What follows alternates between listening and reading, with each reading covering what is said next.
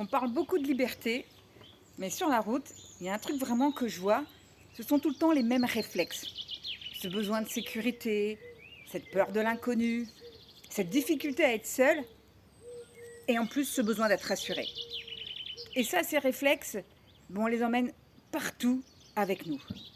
Du coup, même quand on change de vie, on recrée exactement les mêmes schémas.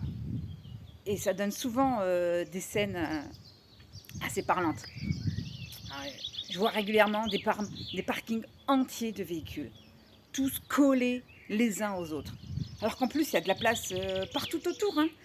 Des dizaines de véhicules garés au même endroit, au même moment, dans les mêmes spots connus. Alors qu'on pourrait aller à la montagne, en bord de mer, en rivière. Mais l'hiver, c'est pareil, hein. Tout le monde descend au même endroit, dans les mêmes villes, dans les mêmes coins, connus et reconnus. L'été, déjà là, ça commence. Tout le monde se plaint de la chaleur. Mais il n'y en a pas un qui va se dire que, au lieu d'installer des clims, des ventilos, il suffit de bouger. Non, ils préfèrent rechercher un confort lié au matériel. Et avec l'instruction, c'est pareil. On reproduit des programmes scolaires, comme avec le CNED, par exemple. Alors oui, les gens changent de pays, mais ils gardent exactement le même mode de vie.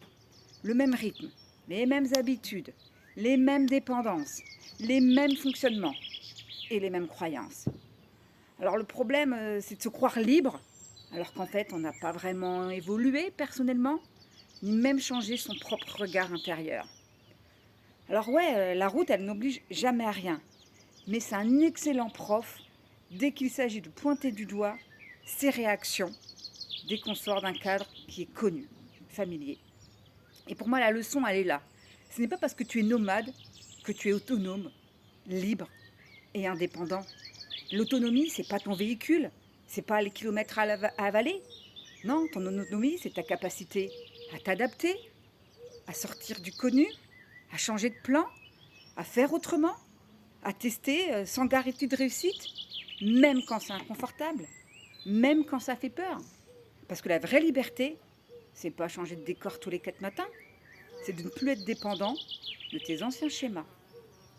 À la semaine prochaine.